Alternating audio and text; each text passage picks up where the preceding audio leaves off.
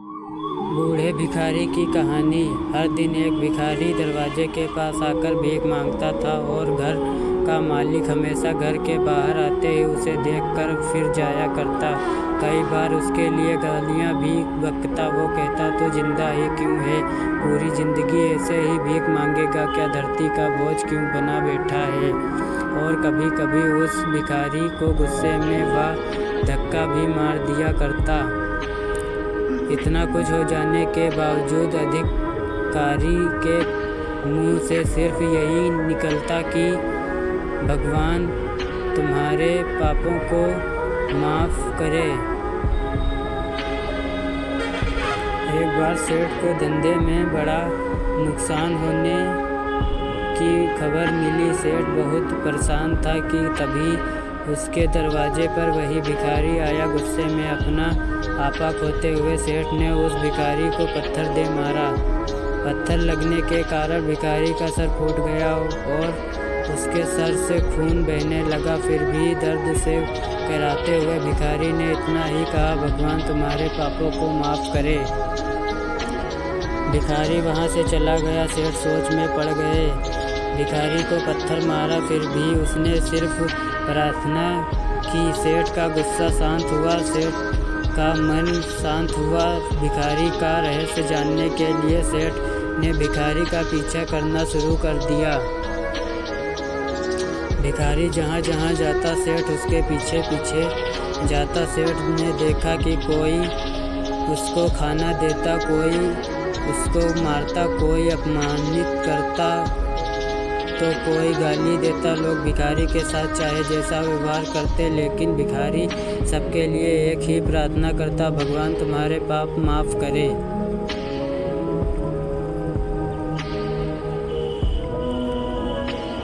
अब रात होने को आई थी।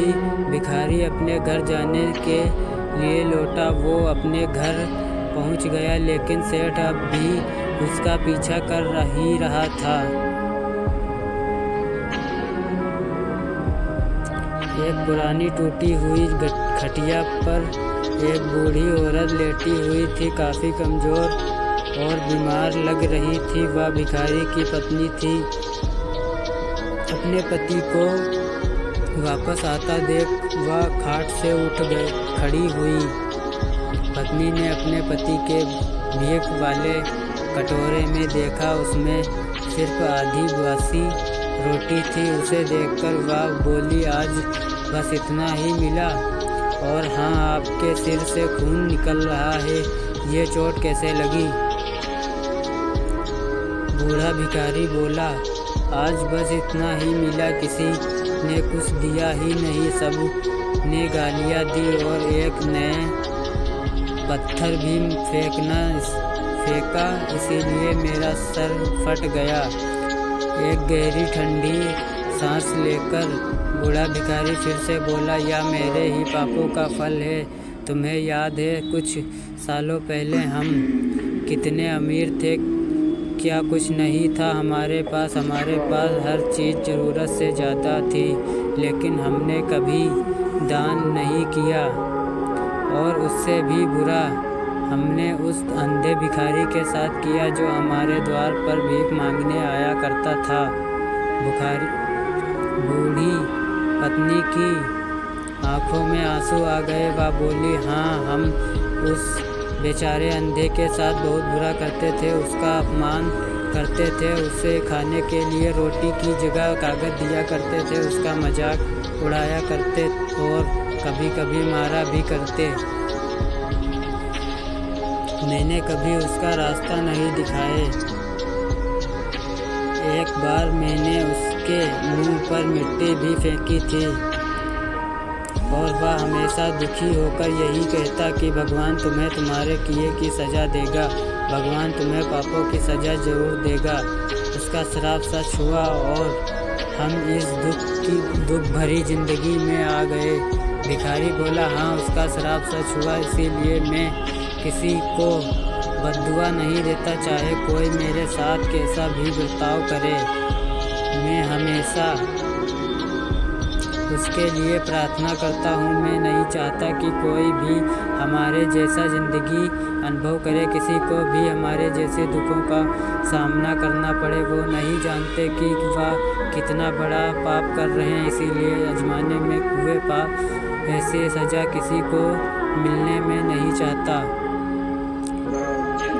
सेठ वहीं पर छुपकर यह सारी बातें सुन रहा था। अब उसे सब कुछ समझ में आ गया था। भिखारी और उसकी पत्नी ने वह आधी रोटी मिल बांटकर खाए और भगवान को धन्यवाद बोलकर सो गए। अगले दिन बड़ा भिखारी फिर से भीख मांगने गया। सेठ के घर के पास जाते ही सेठ ने पहले से गर्म रोटी या उसके लिए निकाल कर रखी थी।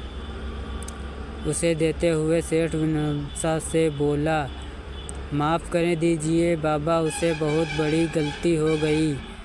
बूढ़ा भिखारी बोला, भगवान तेरा भला करे। इतना कहकर वह आगे निकल गया।